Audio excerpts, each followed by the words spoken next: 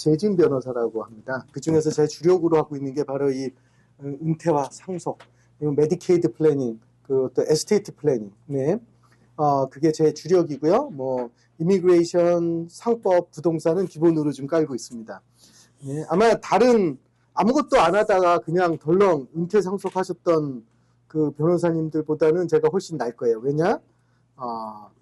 여러 가지 재산과 관련되어져 있는 부동산과 관련되어져 있는 것, 뭐 비즈니스와 관련되어져 있는 것들, 이런 것들까지 저희가 동시에 다 함께 처리를 해드릴 수 있기 때문에 좀 큰 장점이 있다고 좀 생각하고 있습니다.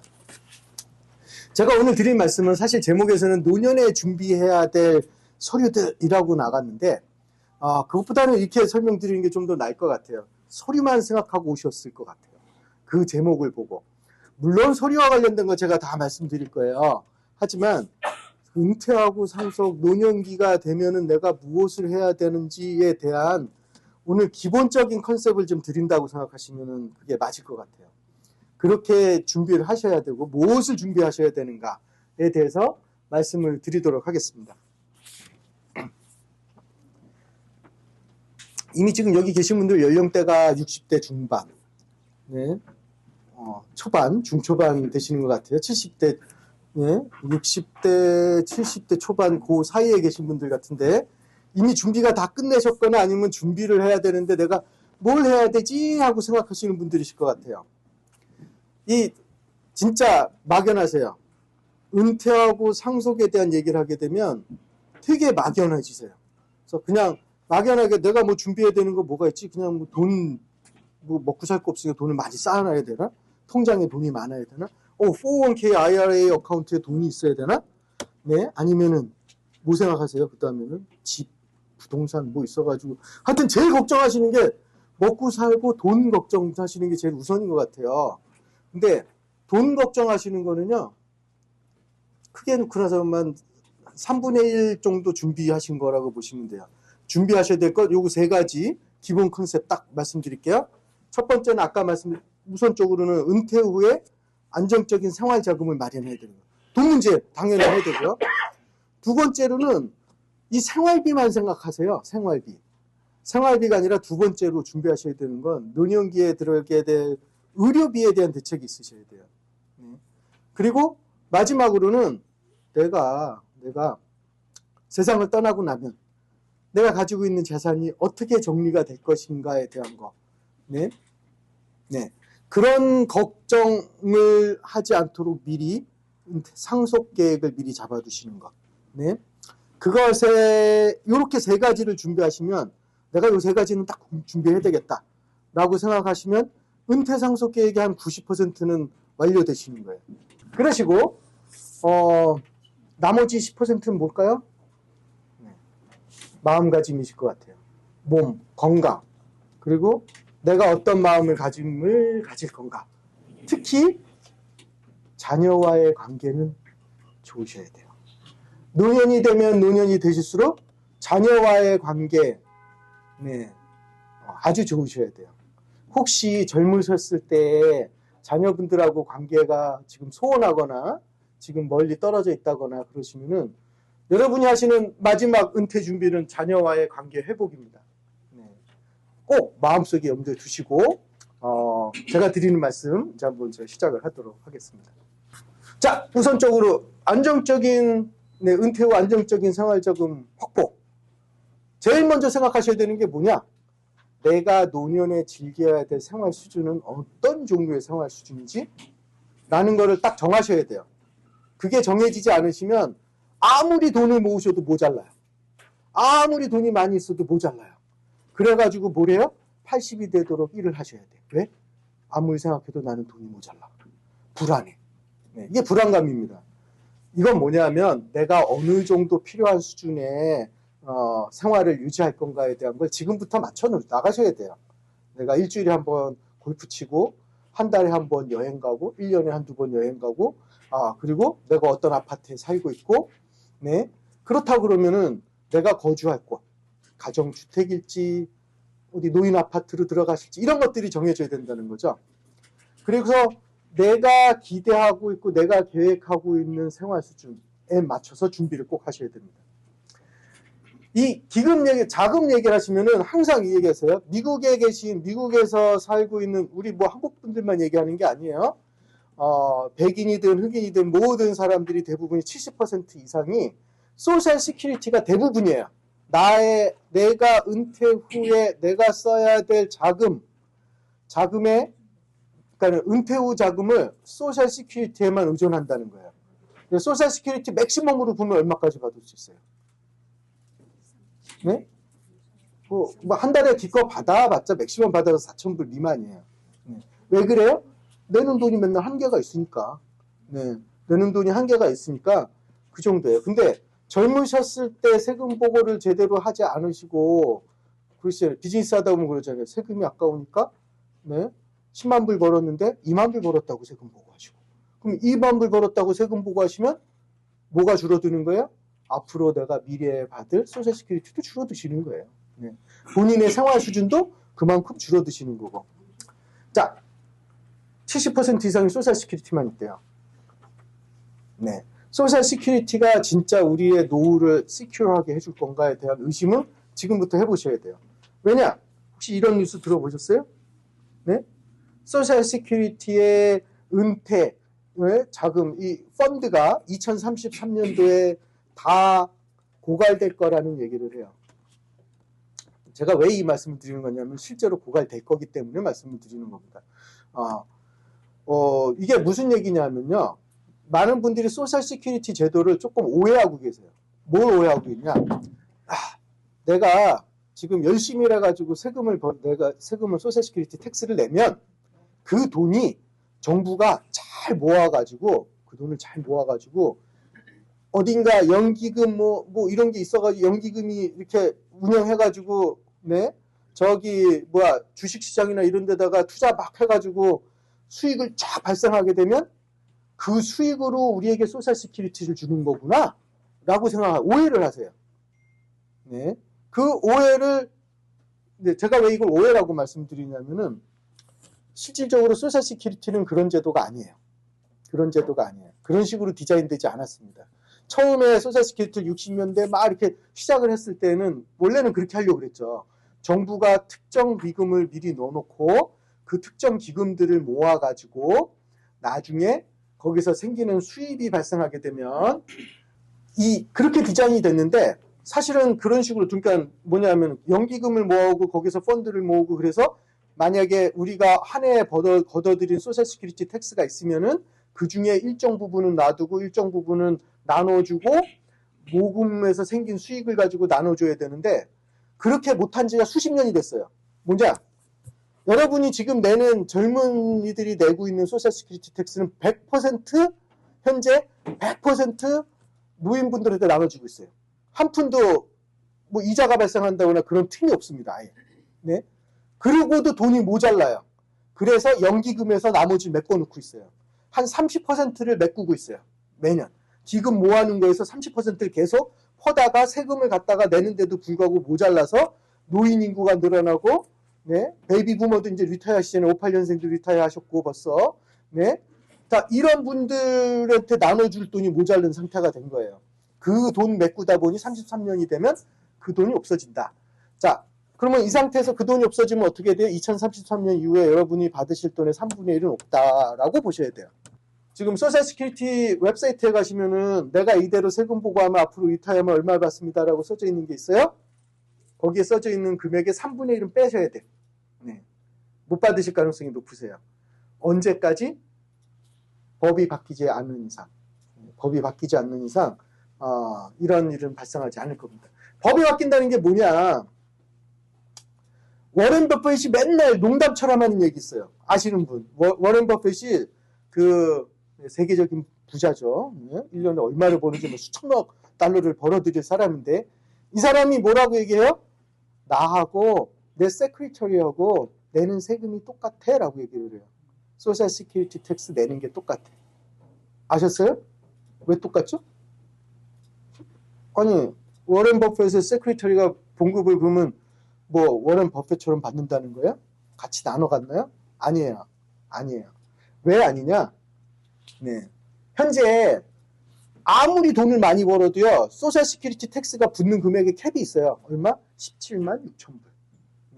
17만 6천 불 이상 버는 사람 다 똑같이 소셜 시큐리티 텍스 냅니다. 그만큼만. 그 미만인 사람들은 자기 수입에 따라서 나눠내는 거예요.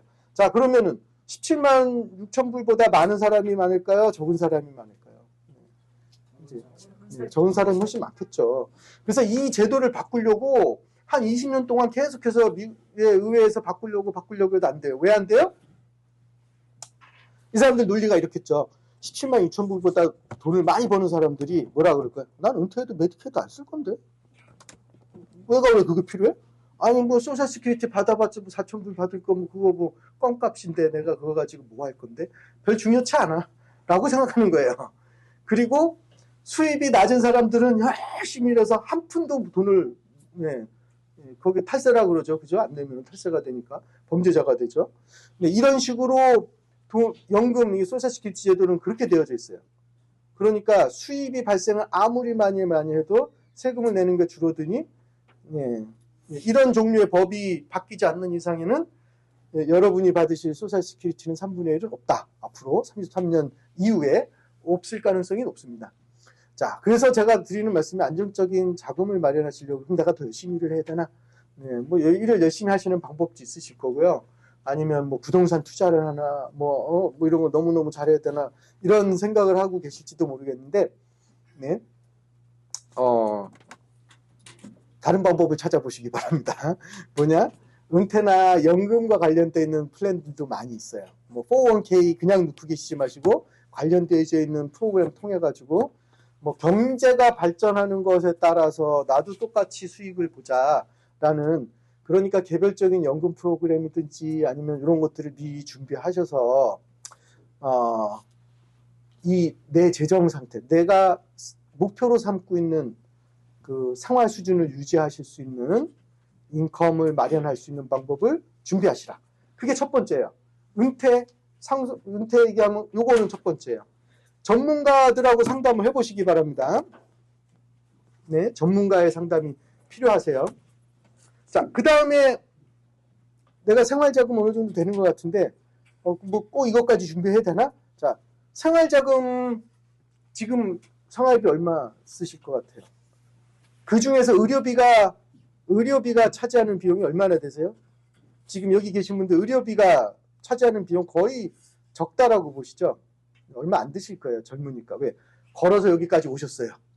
여기 앉아 계세요, 지금. 네? 그 얘기는 아직 뭐 약, 고혈압약, 뭐 콜레스테롤 약, 뭐 당뇨 약, 뭐 이거는 껌값입니다. 그 정도 드는 거를 비교를 하는 게 아니라 나이가 드실수록 제가 본 노인분들의 상황은 의료비가 해가 바뀔수록 늘어나요. 계속 늘어나요. 드시는 약이 늘어나고 치료받으시는 치료가 늘어나게 되고 또 병의 정도가 좀 심해지면서 좀 더 비싼 약들을 드시게 되고 비싼 치료를 받게 되시고, 근데 내가 그게 뭐가 걱정이죠? 메디케어 있는데? 그죠? 메디케어가 있는데. 자, 현재 메디케이드 가지고 계신 분들은 알 거예요. 뭐냐? 아니, 메디케어를 가지고 계신 분들은 알 거예요. 메디케어가 모든 걸 커버해 주지 않는다는 거. 아시죠? 네. 내가 심장에 스텐실을 박아가지고 이거 수술을 했는데 50만 불 비리 나왔어요. 메디케어에서 얼마 내줘요? 네, 40만 불만 내줘요. 10만 불 본인이 내셔야 돼요. 본인이 내거나 아니면은 메디케어 어드밴티지 플랜이라든지 그 갭을 메꿔주는 플랜들을 따로 사셔야 돼요. 따로 다 사셔가지고 그것을 커버하셔야 돼요. 그런 것들에 대한 대비 대책들이 세워놓으셔야 돼요. 그런데 중요한 게 메디케어가 80% 커버해 준다고 하지만 아예 커버를 안 해주는 분야가 있어요. 뭐예요? 롱텀 케어예요. 롱텀 케어라는 게 뭐냐? 양로원 매기라고 생각하시면 돼요. 양로원. 양로원은 메디케어는 100일까지만 커버해줘요. 100일. 그래서 그 100일이라는 게 무슨 목적으로 주는 거냐면 이분이 메디케어를 가지고 이게 전형적이에요. 아주 노인분들 전형적인 케이스인데 뭐냐? 욕실에서 넘어지세요. 아니면 계단 내려오지다 계단에서 엉덩방아 치세요. 그럼도 그러시죠. 갑자기 앞이 깜깜해져서 넘어졌어요. 넘어지고 나니까 바닥에 누워있어요. 못 일어나겠어요. 왜 못 일어나요? 고관절이 나가죠. 넘어지신 분이 고관절, 엉덩방아 찌면 고관절은 노인분들은 그냥 부서진다고 보시면 돼요. 고관절 딱 망가지면 뭐 해야 돼요? 인공관절 수술 받으실 거예요. 인공관절 수술 받고 나시면은 널싱홈 들어가서 리헵 들어가라 그래요. 병원에서. 리헵을 왔다 갔다 하실 거예요. 리헵에 딱 들어가면 들어간 날로부터 막 계산을 해요. 거기는 소셜워커가 와서 막 이래요. 며칠째 됐는데? 며칠째 됐는데요? 자, 그 다음부터 그 사람들이 뭘 물어봐요? 돈 있어요? 은행 통장에 돈 얼마 있어요? 메디케이드 있어요, 혹시? 메디케어 있어요? 이제 계속 물어볼 거예요. 그 메디케어가 있는데, 그럼 메디케어에서 커버하시면 되네요. 근데 돈 있어요? 계속 물어봐요. 왜? 이 사람이 메디케이드가 되나를 보려고 그러는 거예요. 그리고 그 100일이 가까워지면서 이제 워닝을 하죠. 뭐라 그러냐. 지금 돈이 없으시고, 아니, 지금 재산이 있으시고, 메디케어가 있으신데, 메디케어가 안 되는 상황이시면 이제 자비로 내셔야 돼요. 100일이 되면 이제 자비 내셔야 돼요. 돈이 없으면 그쪽에서 뭘 할 거예요? 메디케이드를 연결해 줄 거예요. 네? 신청도 대신 해줘요. 공짜로 막. 네? 그래가지고 자기네 병원, 돈 다 이제 챙기기 위해서. 근데 돈 있어, 재산 있어. 그런데 메디케이드가 안 돼. 그래서 안 돼요. 메디케어 100일 다 써가요. 그러면 뭐 하라 그래요? 나가라 그래요. 나가셔야 돼요. 네. 앰뷸런스 타고 집으로 퇴원시킵니다. 네. 퇴원 후에 6개월 있다가 다시 100일 쓰실 수 있으세요. 그럼 나머지 6개월 동안 뭐 해야 돼요? 자비를 들여서 하거나 참거나 아니면 가족들이 와서 나를 보살펴 주시거나 뭔가 해야 되겠죠. 그러면 나 자비로 내지 뭐. 자비로 내는 비용 얼마나 나올까요? 뉴저지 여기 평균 통계 버겐 카운티 한 달에 14,000불이에요. 한 달에 14,000불인데 네, 여기는 숙식비예요. 네, 의료비, 약값 다 치료비 제외하고. 네. 그러면은 너싱홈에 있으면 치료비, 약값 뭐 이런 거 드실 거잖아요. 뭐 그렇게 하면 18,000불 그냥 훅 가는 거예요. 네. 한 달에 18,000불, 1년이면은 예, 뭐 한 2, 3만 불. 네. 그렇게 드실 거다. 뭔가 대책이 필요해요. 그래서 제가 가끔씩 노인분들한테 말씀드려요. 대책이 필요하십니다. 롱텀 케어에 대한 대책을 세우셔야 됩니다. 그랬더니 남편분이 웃으면서 이래요. 나 필요 없어. 내 와이프 있는데 뭐. 내 와이프가 막 병원 해줄 건데. 제발 좀, 네, 제가 그래서 말려드려요. 제발 좀, 네, 사모님은 안 늙으세요. 네. 그리고 본인 돌아가시면 사모님은 어떻게 하라고. 네. 그 생각까지 못 하세요. 나 떠나고 내 와이프는 그 다음에 어떻게 하라고. 네. 아니 평생 수발했는데 지금 본인 널싱홈 갈 거 대신 하라고 그러시고. 네. 그리고 또 어떤 분이 이러세요. 나는 절대 양로원에 가지 않을 거다. 집에 죽어도 집에서 죽는다. 누가 알아요? 어떻게 해요? 아무도 본인의 상황을 알 수가 없습니다. 결국에는 집에서 보겠다는 거는 가족들을 고문하겠다는 얘기예요. 솔직히 말씀드리면은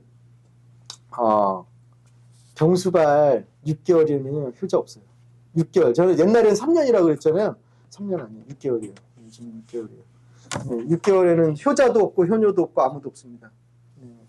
그냥 자녀들을 학대하는 거예요. 거꾸로. 그냥 힘들게 하는 거예요. 아무도 정상적인 생활을 못 하실 거예요. 그게 아주 힘든 일이 될 겁니다. 그래서 뭘 준비해야 되냐. 그러면 그 젊은 분들은 롱텀 케어 인슈런스를 가입을 하셔야 돼요. 근데 그거는 이제 50세만 돼도 조금 비싸지기 시작을 해요. 55세 되면 되고 65세가 넘어가게 되면 거의 뭐 가입하기가 힘드시고요. 70대가 되면 롱텀 케어 인슈런스 안 받아줘요. 또 받고 싶어서 가입하려고 그러면 럼썸으로 뭐 야 30만 불, 40만 불 가져와 뭐 이런 상황이 되실 거예요. 그러니까는 롱텀 케어 인슈런스를 가입을 하시거나, 네, 이건 젊고 건강할 때 하셔야 돼요. 그게 안 된다 그러면 다른 방법을 찾으셔야 돼요. 이제 혹시 여기 생명보험 가지고 계신 분들 계세요?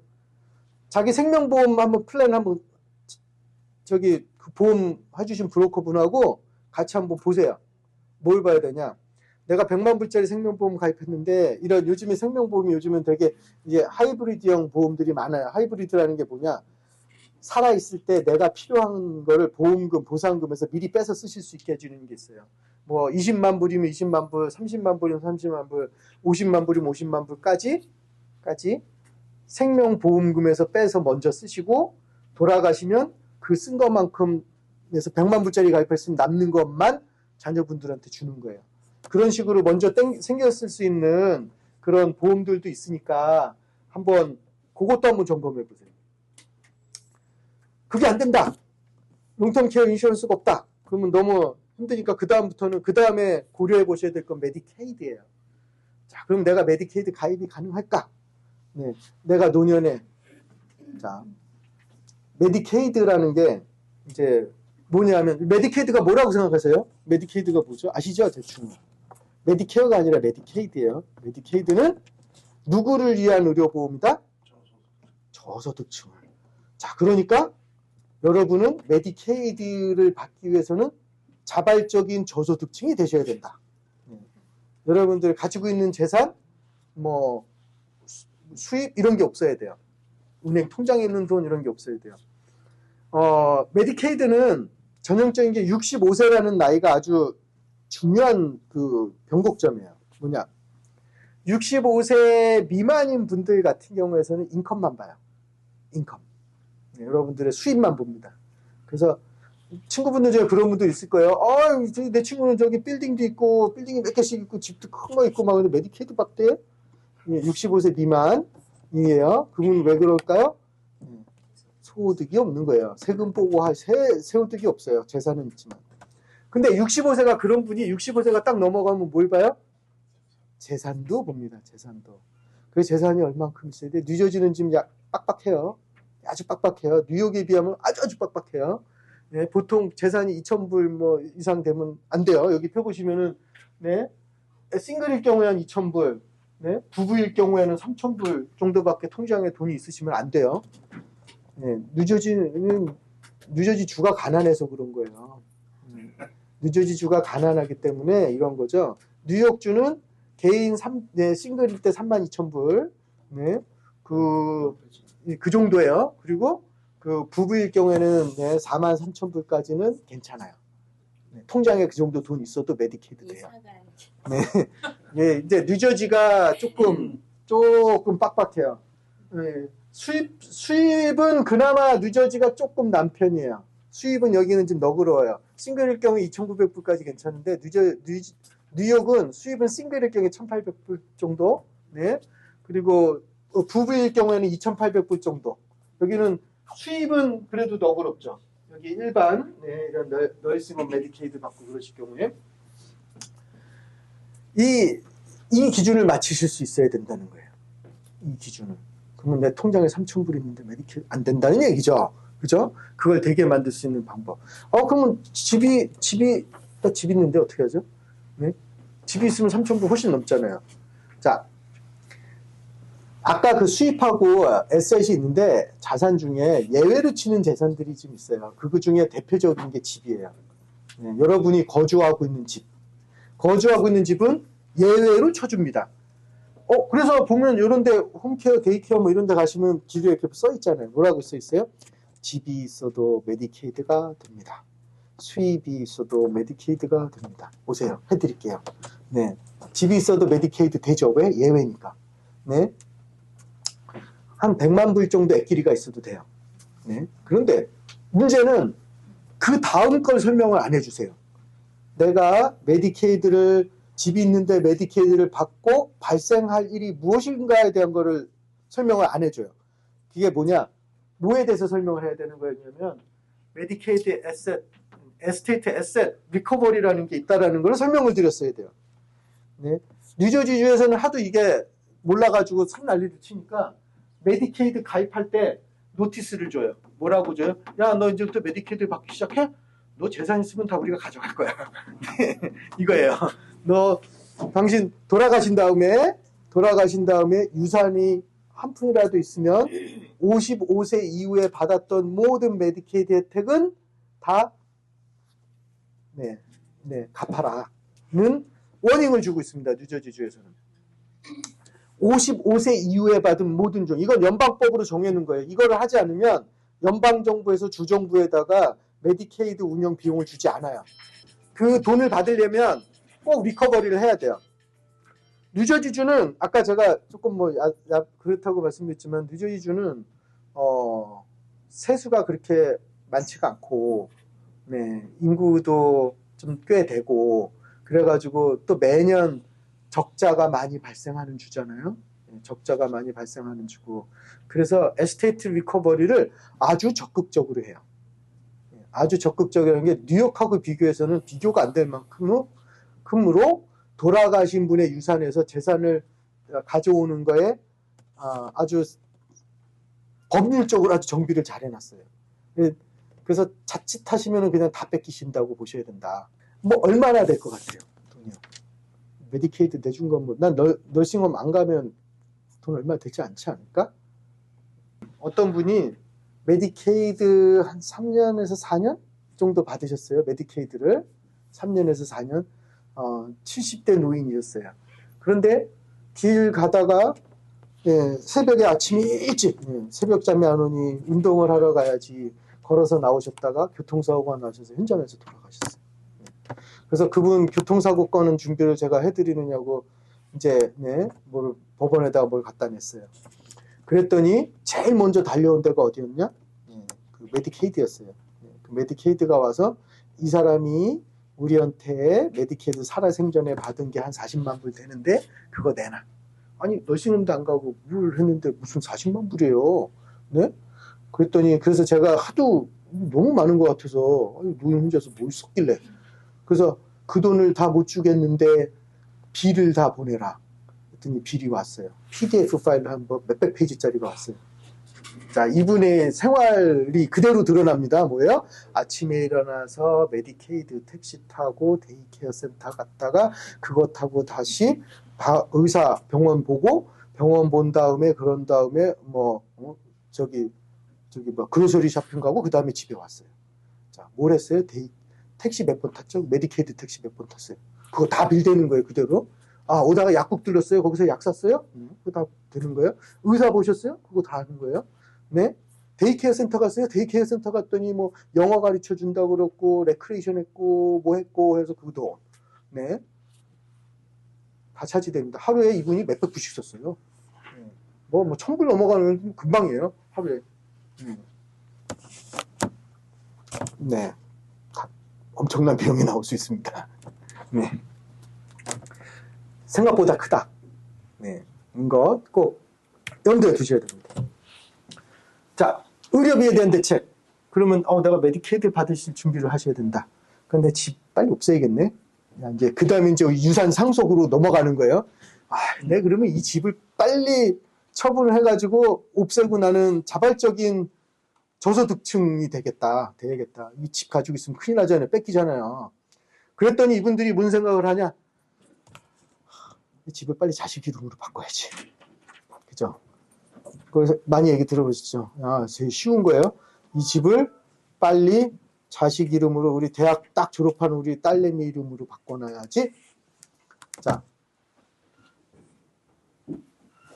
괜찮은 걸까요? 자, 네? 괜찮은 걸까요?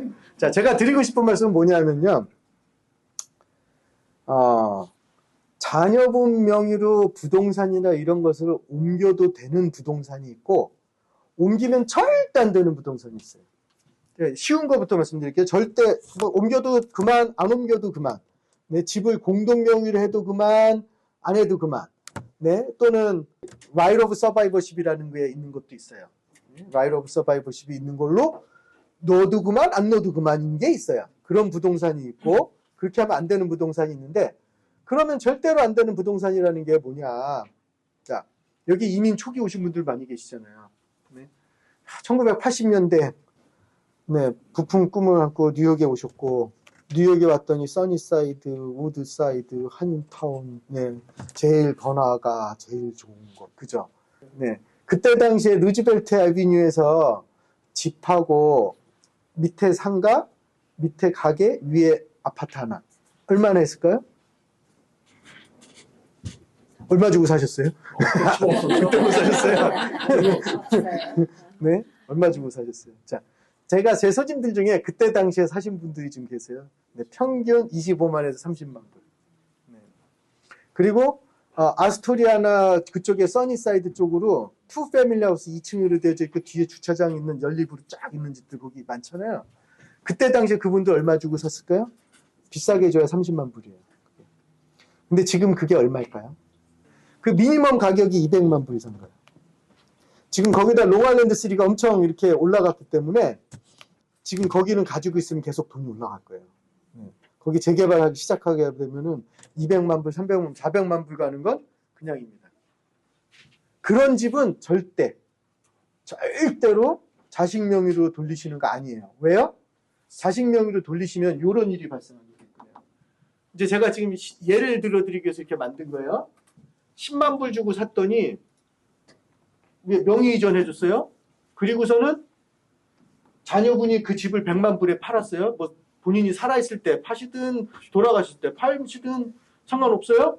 100만 불에 팔았어요. 그러면 세금의 과세 대상이 이거예요. 90만 불이에요.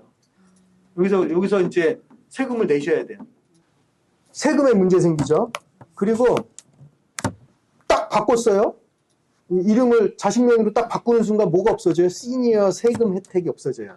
뉴저지도 시니어 세금 혜택 있어요. 그죠? 65세부터. 그런 것들이 싹 없어질 거예요. 그냥 바로. 실제로 제 손님 중에 진짜로 아스토리아도 그렇게 하셨어요. 딱 바꾸자마자 네, 세금이 막 뛰어버렸어요. 네. 그런 분들이 계시고 이거에 이제 그대로 노출되는 거예요. 뭐냐? 아니 애들이 경제활동 하잖아요. 저기서 비즈니스 하잖아요. 저기 가서 사업체 열고 막 한다고 하고 네. 운전 매일 하러 다니다가 저기 벤틀리를 바꿨네. 네. 뭐 이러면은 네. 그런 일이 생기면 뭐가 돼요? 그 집 팔아서 갚아야 돼요. 그걸 가지고 그게 무슨 얘기냐? 자녀분들이 가지고 있는 경제 활동에 따른 리스크에 라이빌리티에 그냥 노출되는 거예요. 그냥 노출. 자녀빈이 질지도 모르는 빚에 그냥 노출되는 거예요. 또 하나. 요즘 이혼을 많이 해요, 애들이. 네? 자녀분 이혼하고 나면 이혼할 때 재산 분할해달라고 그럴 거 아니에요. 근데 여러분 그 얘기 어디서 또 들으셨어? 뭐냐? 에이 걱정 말아요. 왜요?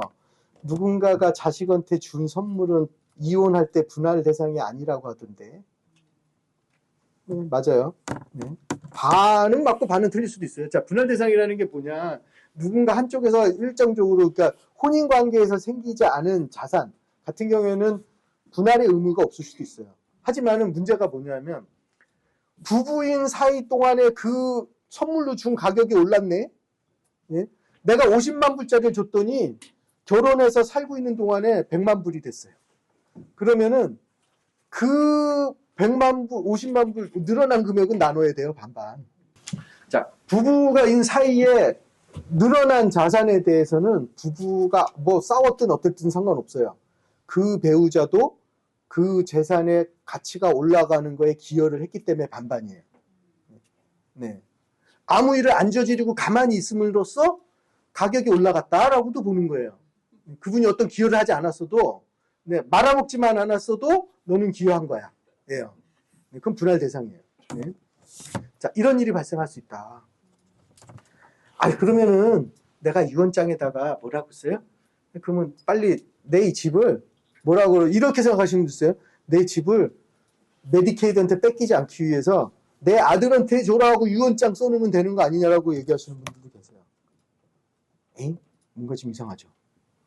그리고 내 유언장에다가 이 집을 내 아들을 줘라라고 하면은 메디케이드가 손을 못 대지 않을까요? 라고 생각하시는 분들도 계신데 그렇지 않아요. 전혀. 네. 유언장만 가지고 모든 걸 해결하시려는 분들이 있어요. 유언장 하나 딱 써놓고 나는 상속계획 준비 다 끝났다라고 생각하시는 분들이 있어요. 자, 유언장은 여러분들 뭐라고 생각하시면 되냐면 유언장은 내가 법원 판사한테 쓰는 편지다라고 생각하시면 돼요. 판사한테 뭐라고 쓰는 편지예요? 내가 죽으면 이 재산을 나는 우리 자녀에게 주기를 원합니다. 라고 쓴 것뿐이에요. 그러면 그 유언장을 들고 가서 뭐 해야 돼요? 법원에 가서 유언 검인 절차를 밟으셔야 돼요. 프로베이시라는 절차를 밟으셔야 돼요. 그러면 그 프로베이시라는 게 뭐냐면 이제 판사가 볼 거예요. 이 유언장이 유언장으로서 법적으로 갖춰야 되는 요건을 잘 갖추고 있는가, 증인 2명 앞에서 2명 앞에서 사인한 게 맞는가, 그리고 거기에서 할 수 있는 내용들이 뭐 법적으로 허용되는 범주 안에서 한 것인가를 보고 괜찮다라고 하는 절차가 유언검인 절차예요. 근데 이게 유언검인 하겠다고 딱 갖다 내는 순간 제일 먼저 나올 때가 어디냐? 그 유언장으로 해서 생긴 유산에다가 린을 거는 절차가 제일 먼저 시작돼요. 바로 유언장을 갖다 내는 순간 뭐가 와요? 메디케이드에서 받으신 분은 메디케이드가 먼저 올 거예요. 55세 이후에 메디케이드를 받으신 분들이 한해서. 네. 그리고 또 누가 올까요? 돌아가실 때 집에서 어지럽다고 아프다고 그랬더니 애들이 같이 해서 앰뷸런스 불러 타고 911 타고 앰뷸런스 타고 병원에 가셨어요. 병원에 가셔서 최종 진단 받으셨는데 사망 진단 받으셨어요. 병원비 나오죠. 네, 그 병원비 네, 바로 거기도 걸 거예요. 그리고 돌아가시기 전에 크레딧 카드 쓰셨어요. 크레딧 카드 컴퍼니 와서 걸 거예요. 네, 유산이 있으면 다 받아야 돼요. 거기들도. 네, 여러분이 살아생전에 지고 있던 모든 빚, 심지어는요, 전혀 생각지도 못한 데서도 와요. 뭐 젊었을 때, 우리 아버지가 동업을 하셨는데, 동업할 때 돈 주기로 약소보험을 하나 써주셨는데, 그걸 못 받고 있다가 왔어요 하고 그 아들이 들고 와요. 네, 그 유산에도 걸 수도 있어요. 그리고 심지어는 아무 관계 없는 사람이, 나 혹시나 돈 있을 것 같은데 하고 와서 걸어요. 실제로 걸어요. 네. 네. 농담 같죠? 네. 미국에서는 별의별 일이 다 벌어집니다. 유언장이라는 거는 그렇게 왜 그러냐면 유언장은 유언법인 검증하겠다고 법원에다 갖다 내는 순간 공개 자료예요. 유언장의 내용이 그대로 다 공개됩니다. 인터넷에 안 뜨던데요? 아니요, 인터넷에는 안 떠요. 법원에 가셔서 터미널을 가서 여시면 다 나와요. 누구나 열어볼 수 있습니다. 그리고 무엇보다도 부동산. 네, 지금 부동산 어디에 있는지 좀 생각해 보세요. 뉴저지에만 있으세요? 혹시 뉴욕에도 있으세요? 친구가 저기 텍사스 요즘 부동산 좋다 그래서 하나 사셨죠? 네, 조지아하고 플로리다에. 플로리다에 하나 뭐 콘도나 이런 거 싸니까 지금 사놓으신 것도 있으실 거고. 네. 한때 조지아 투자하라고 해서 많이들 사셨을 거고. 네. 거기마다 가셔서 하셔야 돼요. 그 부동산이 있는 카운티마다 가셔가지고 그 법원마다 가셔서 하셔야 돼요. 또. 네. 그러지 않으시면 그 재산은 분배가 불가능하다. 자, 이거를 간단히 이제 제가 다른 개념을 한번 좀 설명을 드리겠습니다. 그러면 유산 상속을 도대체 어떻게 하라는 얘기예요? 네, 방법이 있죠. 유언장이 있거나 없거나 우리는 프로베이스 절차를 밟아서 하는 게 이게 유언장에 의한 절차고요. 그 다음에 해야 될 걸 할 수 있는 건 뭐냐면 트러스트라는 거예요. 트러스트라는 얘기를 많이 들어보셨겠지만 트러스트는 재산이 이렇게 바로 그냥 가요. 돈이 여기 신탁에 들어있다가 돌아가셨어요? 그러면 이렇게 오는 거예요. 그냥. 네. 뭐 법원에 가고 그럴 일이 없습니다. 네. 그러면은 누가 채권자도 못 오겠네? 네, 채권자 못 와요. 네. 그리고 아까 뭐 병원비? 네, 그거 돈 못 대요. 네. 아무런 규제나 절차 없이 바로 쉽게 탁 자산이 넘어갈 수 있는 게 있습니다. 도대체 근데 신탁이 뭔데 그래요? 뭐길래 그래요? 들어보셨죠? 신탁. 요즘 트러스트 얘기를 하니까 들어보셨을 텐데. 이제 한국식 트러스트를 생각을 하시면 안 돼요. 근데 뭐 그거하고도 비슷하기도 하죠. 근데 자, 트러스트는 쉽게 이렇게 생각하시면 돼요. 내 건데 남한테 맡겼어요. 그래서 맡겨놨는데 이 사람한테 뭐라고 한 거예요? 내가 죽으면 누구한테 줘 하고 했어요. 그러니까 선물을 줬는데 받는 사람이 받았어요? 안 받았어요? 아직 안 받았어요. 맡겼잖아요. 네. 그래서 위탁인, 그랜터, 내가 주는 사람, 그리고 신탁, 맡아서 관리하는 사람, 트러스티, 받는 사람, 베네피셔리. 요거를 이제 이해하셔야 돼요. 내가 줬어요? 아직 안 받았어요. 네. 이게 마치 그거하고 똑같다고 보시면 돼요. 여러분 택배를 붙였어. 택배를 붙였어요. 택배를 딱 붙인 다음에 우리는 이렇게 주장을 할 수 있어요. 택배를 붙였으니까 더 이상 내 거 아니에요. 그리고 받는 사람은 아직 안 받았으니까 그 사람도 내 게 아니에요. 어디에 가 있어요? 택배 회사에, 트럭에. 그게 트러스트예요. 그게 신탁이에요. 그런데 어떤 트러스트는 내가 붙인 사람 걸로 인정하는 트러스트도 있고 어떤 트러스트는 받는 사람 걸로 인정하는 트러스트도 있어요. 종류에 따라 우리가 만드는 거에 따라서 다르게 될 뿐이에요. 그래서 어떤 트러스트, 취소 가능한 트러스트, 레버커블 트러스트라고도 부르는 거예요. 우리 일반적으로 리빙 트러스트라고 부르는 게 있어요. 얘네는 종류는 준 사람 걸로 인정해요. 어떤 트러스트는 일레버커블 트러스트라고 하는데 이거는 취소가 불가능한 트러스트예요. 어떤 경우에는 이거는 베네피셔리 거라고 얘기하는 경우도 있고 어떤 경우에는 그 누구의 것도 아니에요. 또 어떤 경우에는 이 사람 거라고 얘기할 수도 있어요. 이제 우리가 어떻게 만드느냐에 따라 달라져요. 그래서 기본적으로 이런 종류의 트러스트가 있다고 생각하시면 내가 재산을 준다. 아까 보셨던 표하고 비교해 볼게요. 이제 우리 아까 내가 자식 명의를 명의 변경을 해놓으면 이런 문제점이 생겨요라고 말씀을 드린 게 있는데 그거하고 좀 비교를 해볼게요. 자, 똑같은 건물이에요. 10만 불 주고 샀어요. 10만 불 주고 샀어요. 트러스트에다가 명의 변경해놨어요. 트러스트로 넣어놨어요. 그리고 돌아가실 때 시가가 90만 불이었어. 예를 들자면 제가 이렇게 하는 거예요. 근데 돌아가실 때 시가가 90만 불이었어요. 돌아가실 때 시가가. 자녀분이 한 5년 있다가 100만 불에 팔았어. 그럼 세금을 어디서부터 내냐? 돌아가실 때 시가부터 세금을 내요. 돌아가실 때 시가. 이게 무슨 얘기냐면 이제 여러분이 뭘 이해하셔야 되냐면 이 스텝업이라는 걸 이해하셔야 돼요. 스텝업이 무슨 뜻이에요? 계단 올라가는 거죠. 계단 올라가는 거. 아까 세금 계산을 여기부터 했거든요. 구매가에서부터. 네. 그 연방의 그 IRS 규정상으로는 스텝업이 발생할 수 있어요. 기준가가 올라가는 경우가 있어요. 언제 발생하냐면 돌아가신 후에 사후에 유산으로 받을 경우에 한해서 딱 한 번 발생하는 거예요. 전체 규정이 수백 페이지인데 그 중에 딱 한 번 발생해요. 언제? 스텝업은 사후에 유산으로 받을 경우에는 스텝업이 돼요. 그리고 돌아가신 후에 부동산 같은 경우 1년 후에 파시면은 그 판 가격을 돌아가실 때 시가로 인정을 해요. 세금이 한 푼도 붙지 않아요. 네? 그러면 유언으로 주는 거는 똑같죠. 트러스트도 그거하고 똑같은 효과를 발휘해요. 가지고 있다가 돌아가실 때 세금 적게 내실 수 있게 하고 아까도 말씀드렸지만은 그러면 우리 아들이 가다가 벤틀리 박아도 괜찮겠네요. 네, 괜찮아요. 네, 보호돼요. 네, 보호가 됩니다. 그 집이. 왜? 그 집은 아직 자녀분이 받지 않은 집이잖아요. 그러니까 자녀분 게 아니잖아요. 네. 이혼해도 괜찮겠네요. 네, 괜찮아요.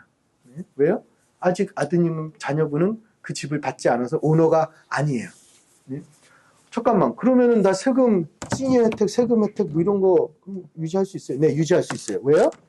아까도 말씀드렸죠? 어떤 거는 그거는 누구 걸로 친다? 준 사람 걸로 친다.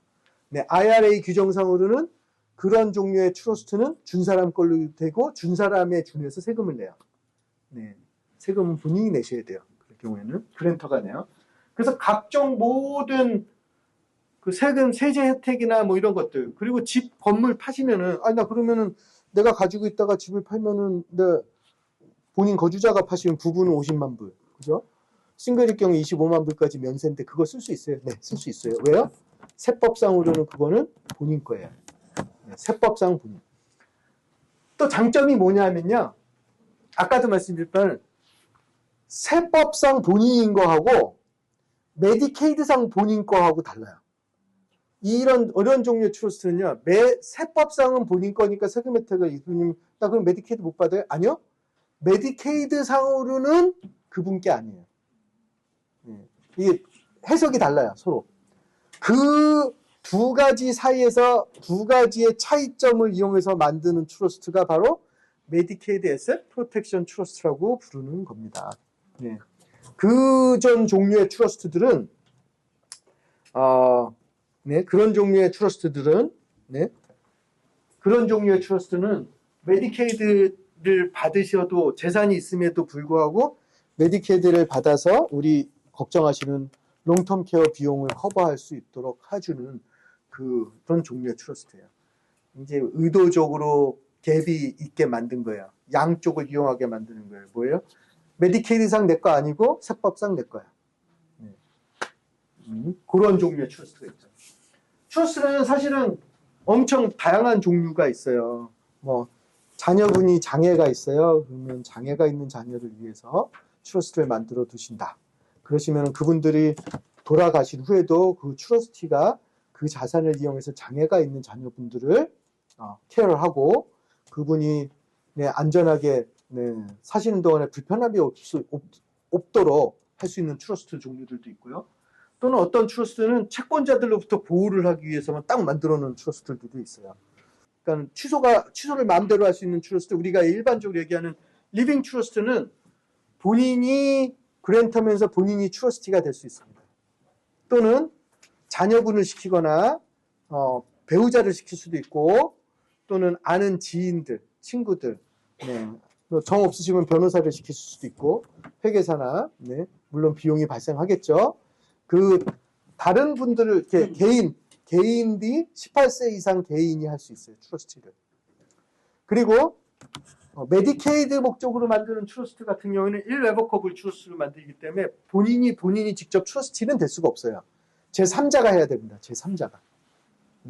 제3자가 트러스티가 되어서 자산을 관리해줘야만 돼요. 많은 경우에 자녀분들이 시키죠. 어떤 분은 그랜터가 여러 분이 된 경우도 있어요. 부부 공동 조인트 트러스트를 만드는 경우들도 있어요. 근데 사실은 조인트 트러스트는 권장하지 않아요. 그런데 메디케이드를 내가 받아야겠어요 하는데 모게지가 있어요.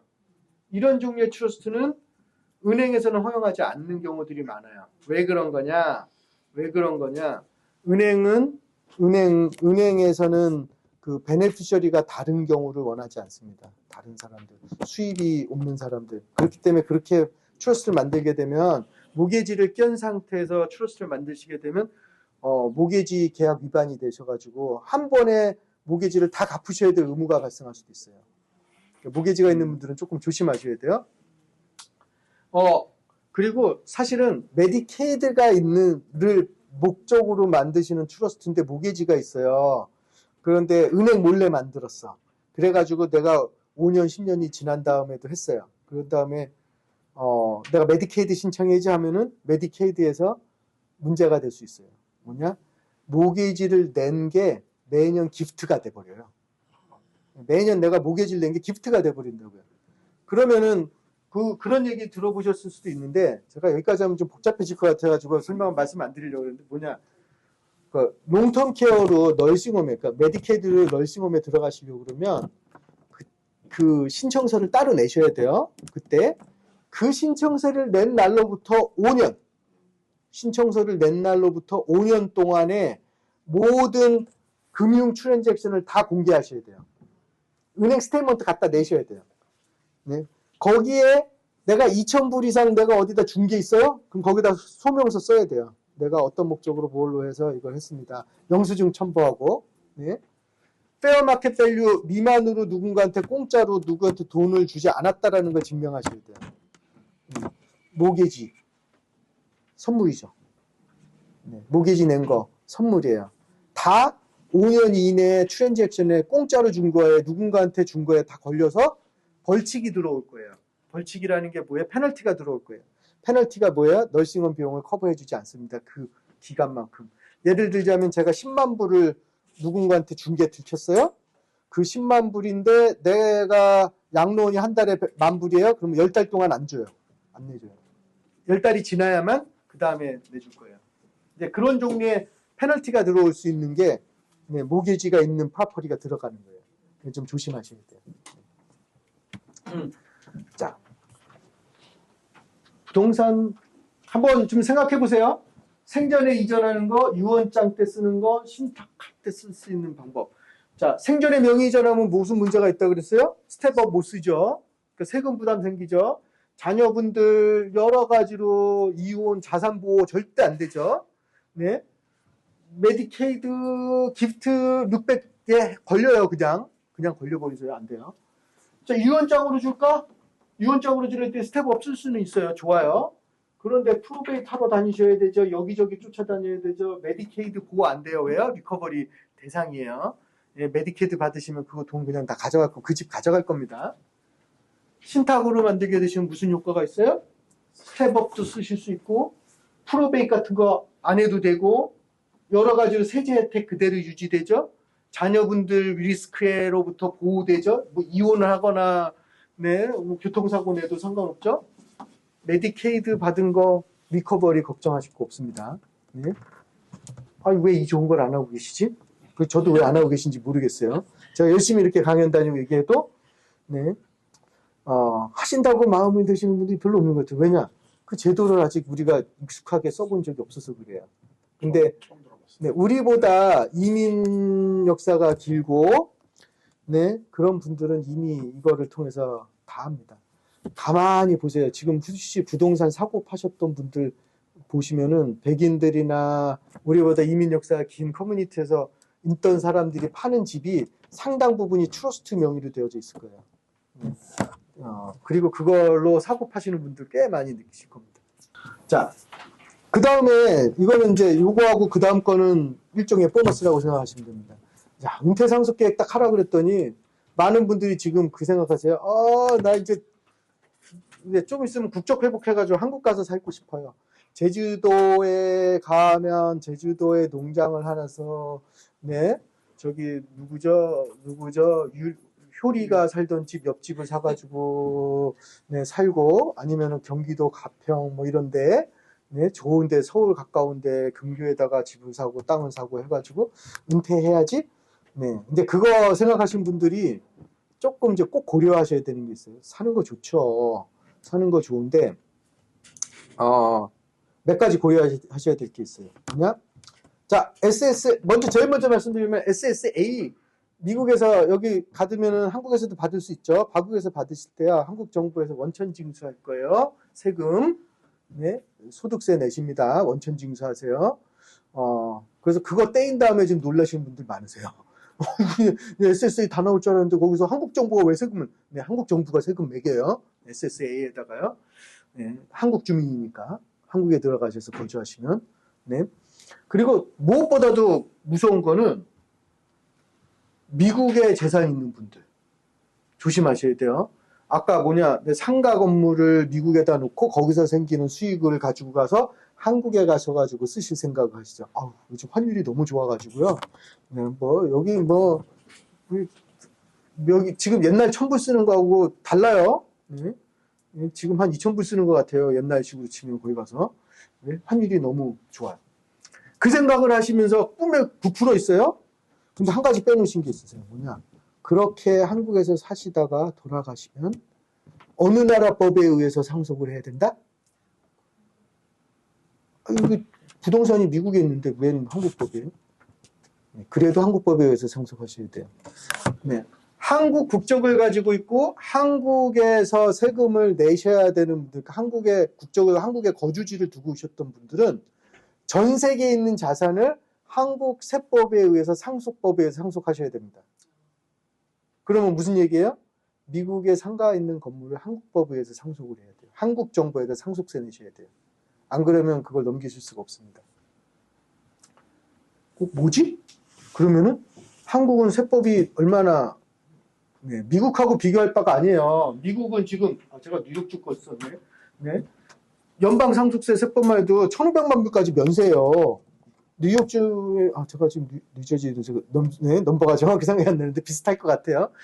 600만 불 어간이었던 것 같은데 네. 면세점이 꽤 높아요. 미국은 연방에서는 1,500만 불이죠. 부부일 경우에는 3,000만 불까지 면세라는 얘기예요. 그리고 부부간의 상속은 생속세가 없어요. 3,000만 불, 6,000만 불 갖다가 줘도 트럼프가 부인한테 돈 줘도 상속세 없어요. 안 매깁니다. 양도소득세 이런 거 없어요. 양도세도 없어요. 자, 한국은 어때요? 한국은 공제 금액이 얼마 안 돼요. 기초 공제가 2억 정도. 부부간에 부부 공제, 배우자 공제 이런 거 계산해봤자 얼마 되지 않아요. 그래가지고 세금을 내셔야 되는 게 무지막지하게 나갈 수 있습니다. 이게 거주자하고 비거주자하고의 차이예요. 만약에 한국의 부동산이 30억이 있고 미국에 한 30억 있는 분이 부인하고 자녀 한 명 있다. 그걸 가지고 상속세 계산해 보면 거주자, 한국 국적자로 계산하시게 되면 두 개 합쳐가지고 30억, 기초공제 2억 빼고 부부공제 6억 빼고 뭐 하고 나면은 과세 대상이 된 게 한 51억이 과세 대상이에요. 그냥.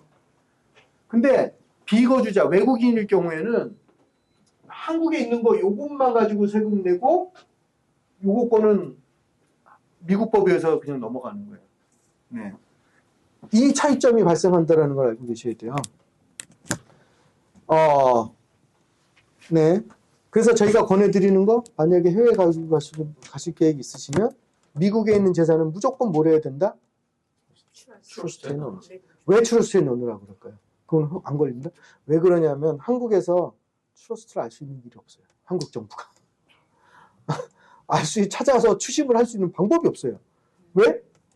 아니, 그랜터하고 트러스트하고 둘이서 알아서 그냥 다 넘어가 버리는데 이걸 어떻게 추적을 할 거예요? 네. 현재 상태로는 추적 불가. 네. 내 자산 규모에 따라서 한번 준비를 해보시죠. 네. 에셋의 규모에 따라서 내가 네. 자산 상한선, 메디케이드 상한선 근처 어느 정도 된다 그러면은 메디케이드 에셋 프로텍션 트러스트 꼭 한번 생각을 해보시고 네. 그걸 통해서 한번 이 롱텀 케어에 대한 거 대책을 세우시는 거고요. 내가 중간 정도 돼 그러면 내가 메디케이드는 어떻게 포기해야 되나 말아야 되나 이런 정도 되신다 그러면 레버커블 트러스트로 가시는 거고 그리고 네 프로베이트를 피할 수 있는 게 그리고 스텝업을 어떻게 빨리 사용을 할 건가에 대한 대책을 세우시는 거 아주 고액이에요. 너무너무 많아. 이런 분들은 사실은 이제 상속세를 줄일 수 있는 기법들이 좀 있어요.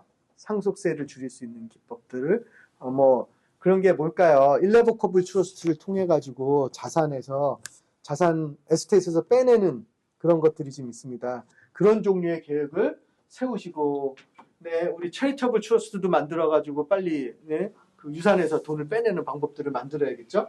아주 적극적인 네, 상속세 절감 혜택을 세우셔야 됩니다. 자,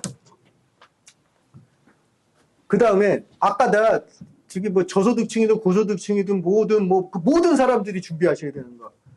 자, 우리 트러스트 필요할 것 같죠? 첫 번째로는 유언장. 근데 아까 유언장 필요 없다 그랬잖아요. 근데 그 별 의미 없다 근데 왜 유언장을 넣어놨어요? 네, 유언장은 필요 없긴 하지만 유언장은 기본설이에요. 네. 재산을 저희같이 에스테이트 플래닝 하는 사람들은 뭐라고 생각을 하냐면 유언장의 역할을 최소화시키는 게 저희 에스테이트 플래닝의 목표예요. 그러니까 유언장은 얘 역할을 최소화시키는 거예요. 아무것도 안 해도 재산이 넘어갈 수 있게. 하지만 유언장은 쓴다. 네. 왜? 그래도 유언장을 통해서 모르게 우리가 인지하지 못하는 자산의 종류들이 있어서 그게 넘어가야 되고 어딘가에 정리가 돼야 된다 그러면 그게 마지막 설거지는 유언장으로. 설거지는 유언장으로. 그리고 대부분의 자산을 넘기는 종류에서도 뭘로 쓴다? 트러스트를 쓴다. 네. 트러스트 또는 은행이나 금융기관에 있는 거는 TOD나 POD라고 부르는 것들이 있어요. 내가 죽으면 누구한테 주세요라고 미리 지정해 놓는 거예요. 마치 생명보험처럼. 네. 그런 종류의 것을 쓰시면 트러스트나 유언장이나 아무것도 거르지 않아도 바로 가요. 네. 그냥 데스 서티피케이트 하나 들고 가면 자녀분한테 줄 거예요. 은행에서. 네. 알아서 줍니다. 네. 그런 종류의 방식으로 바꿀 수 있도록 주로 자산을 넘기는 툴이 될 거예요. 트러스트가. 재는 설거지. 그 다음에 이건 뭐예요? 준비하셔야 되는 게 위임장 준비해 놓으셔야 돼요. 위임장. 대부분이 자산과 관련되어 있는 거, 내 그 세금이나 은행이나 이런 업무를 대신 볼 수 있게 하고 내 베네핏, 소셜 시큐리티, 이런 것들을 관리할 수 있는 권한을 누군가한테 맡기는 게 위임장이에요.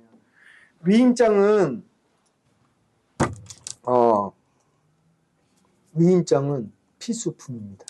여러분 젊은 사람들도 필수예요. 저도 가지고 있어요. 여러분들도 가지고 계셔야 돼요. 왜 필수냐? 제 손님 중에 이런 분들이 있어요. 이거를 드는 게 좋을까요? 네. 남편분이 네, 진짜 뉴저지 턴파이크였어요. 뉴저지 턴파이크에서 트럭 몰고 가시다가 쓰러지셨어요. 운전대 잡고 쓰러지셨어요. 네, 그리고 식물인간 상태로 한 1년 있으셨어요. 근데 희한하게 그분 통장, 집에 있는 통장이 부부인데 애들도 있는데 공동 통장이 없어. 남편분 이름으로 돼 있는 통장, 모계지도 남편분 이름으로 돼 있었고요. 네, 그래서 그 통장에서 빼가지고 모계지를 내야 되는데 은행에서 부인을 못 쓰게 해. 그래서 부인이 뭐 했어요? 친구들한테 돈 꺼가면서 메딕 그거 냈어요. 그리고 뭘 하러 가셨어요? 가디언 신청하러 다녔어요. 왜? 많은 분들이 이렇게 생각해요. 내 부부니까 와이프가 내 거 하면 되지. 아니요, 안 돼요. 네? 가디언 지정을 받으셔야 돼요. 가디언 지정. 네?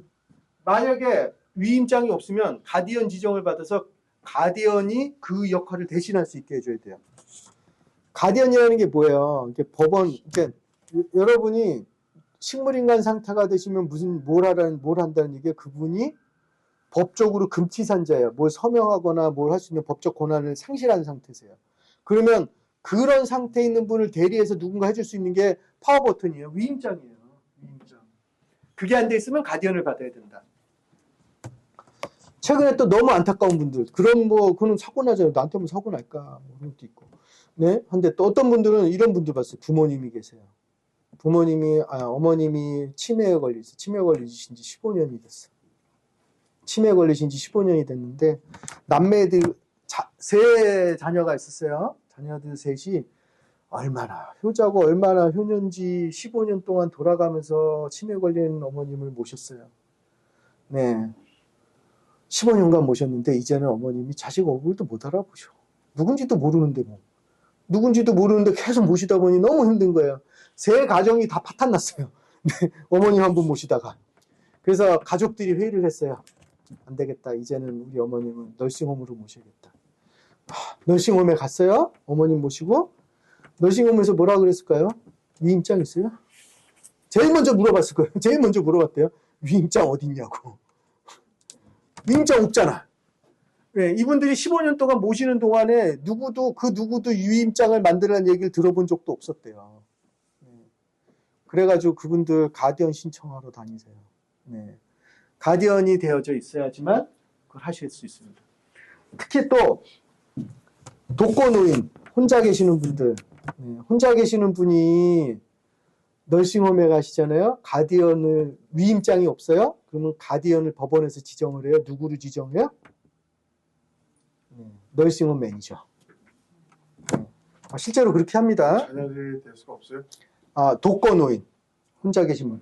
네. 뉴욕 요즘 이 일대 혼자 사시는 노인분들 많으세요. 자녀분들 뭐 타주에 가 있는 경우도 있고 한국에 있고 본인만 여기 미국에 있는 분들도 계시고, 이렇게 독거노인인 분들, 자녀분들이 멀리 사는 분들, 이런 분들 조심하셔야 됩니다.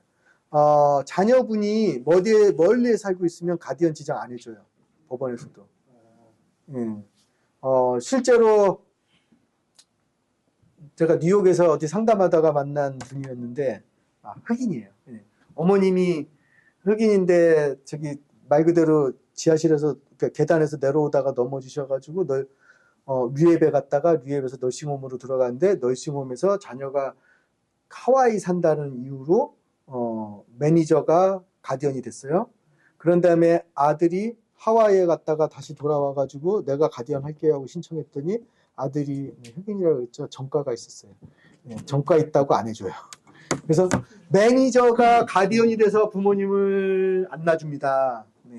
그분은 널싱홈에 돈 벌어주시는 분이에요. 침대 하나 넣고 누워있으면 1년에 20만 불 생기잖아요. 누가 놔줘요? 안 놔주죠. 자, 유언장하고 트러스트가 없으면 누가 불편해요? 여러분의 자녀가 불편해요. 제가 아까 그랬잖아요. 나 죽고 난 다음에 뭔 생각이냐.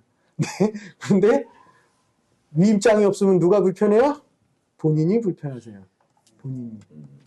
본인이 고생하실 거예요. 네. 위임장 있으셔야 됩니다. 꼭 만드셔야 돼요. 그 다음에는 뭐 어드밴스 스케줄 액티브라고 부르기도 하고 리딩 윌이라고도 부르기도 하고, 이런 건 뭐예요? 연명치료에 대한 거예요. 연명치료에 대한 게 지금 있으셔야 돼요. 없으시면은 법적으로 병원에서는 연명치료를 합니다. 해야 돼요. 그거에 대한 의사 표명 분명하게 해주셔야 됩니다.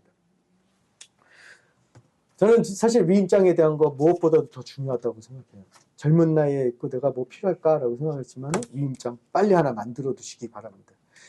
표준 위임장을 사용하시게 되면 거기에 기프트 파워를 제한을 둬요. 누군가한테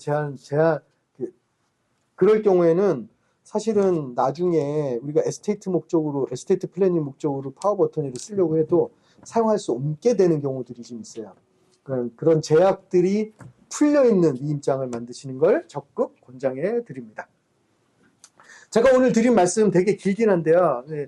제가 유튜브도 있어요. 그래서 유튜브 채널 한번 구독해 주시고, 비디오 보시고 구독해 주세요. 비디오 안 보고 구독하지 마시고요. 그거는 꽝입니다, 꽝. 그러니까 비디오 한번 보시고